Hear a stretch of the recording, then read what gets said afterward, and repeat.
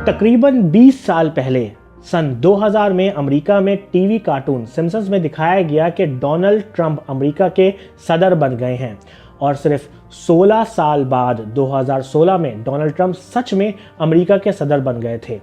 इसी तरह 2008 के एक शो में दिखाया गया कि वोटिंग मशीन के ख़राब होने से बराक ओबामा का वोट ऑटोमेटिकली किसी दूसरे कैंडिडेट को जा रहा है और 2012 में एग्जैक्टली ऐसी ख़राब वोटिंग मशीन का इशू सामने आया जहां लोगों ने कंप्लेन की कि वो जब बराक ओबामा को वोट देने के लिए बटन प्रेस करते थे तो वो दूसरे कैंडिडेट को चला जा रहा था।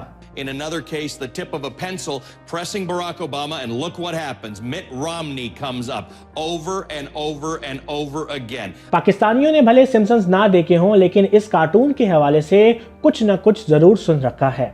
कुछ लोग सिम्पसन्स को यहूदी कार्टून कहते हैं तो कुछ इल्यूमिनाती और कुछ इसको बिल्कुल मजाक समझते हैं। लेकिन वक्त के साथ साथ सिम्पसन्स ने अपने मुताद्दिद एपिसोड्स में बहुत से वाक़यात वक्त से पहले ही बता दिए हैं, जैसे कि 9/11 का वाक़या जिस तरह दिखाया गया है। तो सवाल ये आता है कि कैसे सिम्पसन्स की टीम मुस्तकबिल के हवाले से इतनी अच्छी पेशेनगोई कर पाती है।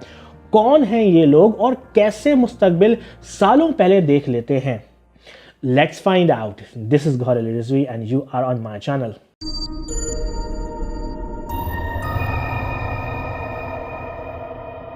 सिम्पसन्स 31 सालों से टीवी पर दिखाया जा रहा है, लेकिन इसके बहुत से एपिसोड्स में बहुत ही ऐसी प्रेडिक्शन की गई हैं जो वक्त के साथ साथ सच साबित हुई हैं। फॉर एग्जांपल, सिम्पसन्स के एक एपिसोड में दिखाया गया कि एक ड्रैगन ने शहर में तबाही मचा दी है और कुछ अरसे के बाद हमने गेम ऑफ थ्रोन्स में देखा कि डेनेरिस टारगेरियन ने बिल्कुल वैसा ही किया। एक एपिसोड में दिखाया गया कि मशहूर singer Lady Gaga super ball में परफॉर्म कर रही हैं और कुछ अरसे बाद लेडी गागा ने बिल्कुल वैसे ही सुपर बॉल में परफॉर्मेंस दी। ऐसे ही एक और एपिसोड में दिखाया गया कि डिज्नी ने 20th सेंचुरी फॉक्स को खरीद लिया है और आप जानते हैं कि उसके बाद फिर क्या हुआ। ऐसे ही इबोला वायरस के हवाले से सिम्पसन्स ने प्रेडिक्ट किया और 17 साल बाद इबोला आउटब्रेक हुआ। 1994 में सिम्पसन्स के एक एपिसोड में एक डिवाइस दिखाई गई जिसमें ऑटो करेक्ट की फीचर्स थी, जिसमें यह दिखाया गया कि डिवाइस ने ऑटो करेक्ट गलत करेक्ट किया और हम सब जानते हैं कि आईफोन के आने के बाद हमें इस प्रॉब्लम का सामना करना पड़ा।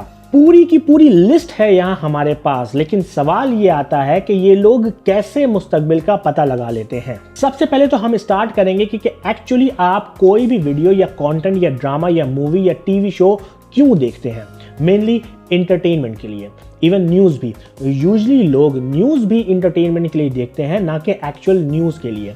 इसीलिए लोग सिर्फ और सिर्फ अपने पसंद के न्यूज़ चैनल देखते हैं क्योंकि वो उसी तरह की न्यूज़ देखना चाहते हैं।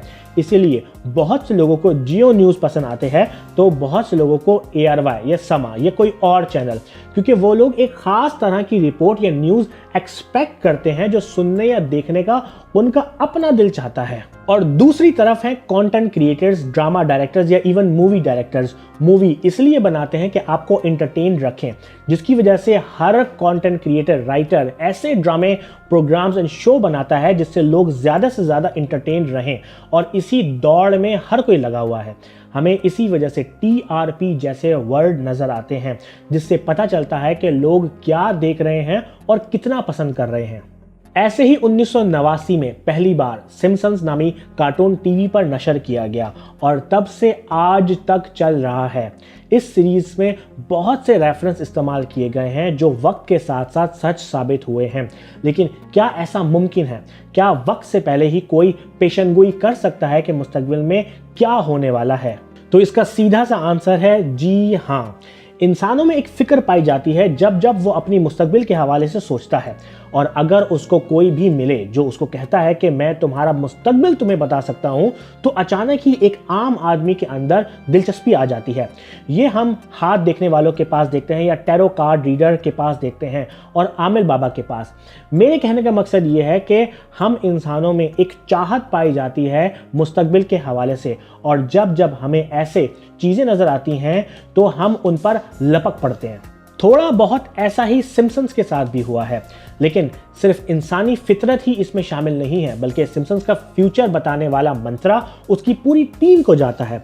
सबसे पहले तो सिम्पसन्स के राइटर बहुत ही काबिल हैं और बहुत सारे हैं और ज़िंदगी के मुख्तलिफ शोबाजात से जुड़े हुए हैं, जिसकी वजह से वो अपनी फील्ड की बेस्ट इंफॉर्मेशन एक जगह पर पुट करते हैं। इन राइटर्स में एनिमेटर्स हैं, एक्टर्स हैं, टीवी होस्ट हैं, राइट एक्टिविस्ट हैं, फिलैंथ्रोपिस्ट हैं, नॉवेलिस्ट हैं, even book writers, mathematicians, even physics से जुड़े हुए लोग भी हैं।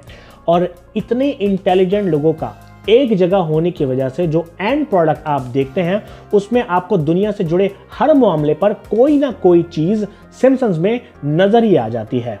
BBC के एक आर्टिकल के मुताबिक अल जीन, जो शो के एक बहुत पुराने राइटर हैं, ने बताया कि जब एक ही जगह इतने कमाल के राइटर बैठते हैं तो फिर कुछ ऐसी प्रेडिक्शंस निकलती हैं। और जब उनसे स्पेसिफिकली सवाल पूछा गया कि डोनाल्ड ट्रंप का अमेरिका के सदर होने का ख्याल आपकी टीम को कैसे आया, तो उन्होंने कहा कि बहुत ही कम लोग जानते हैं कि डोनाल्ड ट्रंप ने खुद सन 2000 में कहा था कि वो अमेरिका के सदर के लिए इलेक्शन में खड़े होना चाहते हैं और उन्होंने इस टाइप की कैंपेन का जिक्र भी किया था और हमने वहीं से रेफरेंस लिया। ऐसे ही जब उनसे 9/11 के वाकयात का पूछा गया तो उन्होंने खुद बताया कि शो के दौरान एक राइटर गाइड बुक लेकर आया, हमें न्यूयॉर्क की गाइड बुक पर काम करना था और उस गाइड बुक पर $9 लिखा हुआ था, तो हमने वैसे ही उसको प्रोग्राम का हिस्सा बना दिया। ये एक कोइंसिडेंट था कि क्योंकि अमेरिका के आइकॉनिक ट्विन टावर थे और कवर पर इसके अलावा और आ भी क्या सकता था, तो बस $9 की वजह से लगता ऐसा है कि ये 9/11 लिखा हुआ है। बहुत से लोगों का ख्याल ये है कि लेडी गागा ने जानबूझकर सिम्पसन्स वाली परफॉर्मेंस को ही दोहराया। हाउएवर के कहा जाता है कि लेडी गागा की बहन ने उसको मशवरा दिया कि इस तरह की परफॉर्मेंस की जाए, लेकिन बहुत से इंटरनेट के आर्टिकल्स में पब्लिश हुआ है कि लेडी गागा के सुपर बॉल की परफॉर्मेंस की इंस्पिरेशन सिम्पसन्स ही थी। अल जीन ने अपने इंटरव्यू में क्लियर किया कि हमारे पास सच में बेहतरीन और दुनिया के हर शोबे से जुड़े हुए राइटर्स हैं जो ऑलरेडी आने वाले वक्त में क्या क्या हो सकता है को प्रिडिक्ट करने की कोशिश करते हैं, लेकिन सिम्पसन्स अपने शो में मुसलसल प्रिडिक्शन करता है और हम इतनी प्रिडिक्शन करते हैं और इतने अरसे से प्रिडिक्शन करते आ रहे हैं तो वक्त के साथ साथ कोई ना कोई सही हो ही जाती है और लोग फिर उस प्रिडिक्शन को पकड़ लेते हैं, ना कि बाकी हजारों उन प्रिडिक्शंस को जो कि सही नहीं हुई। 30 सालों में हजारों प्रेडिक्शन में से चंद का सही हो जाना तो बनता ही है। साइंटिफिकली कोई भी तरीका ऐसा नहीं है जो आपको मुस्तकबिल की पेशेंगोई कर दे, ना हाथ देखने वाला, ना आमिल बाबा, ना टैरो कार्ड रीडर, ना ही सिम्पसन्स, ना यहूदी, ना इल्यूमिनाटी। होप कि आपको मेरी वीडियो पसंद आई हो। लेट मी नो कि आपको मेरी वीडियो कैसी लगी। अगर आप मेरी पर्सनल लाइफ को फॉलो करना चाहते हैं तो मेरे इंस्टाग्राम पे फॉलो करें gawad.rizvi। यूट्यूब पर मुझे जरूर सब्सक्राइब करें www.youtube.com/mychannelvideo and I will see you in the next video।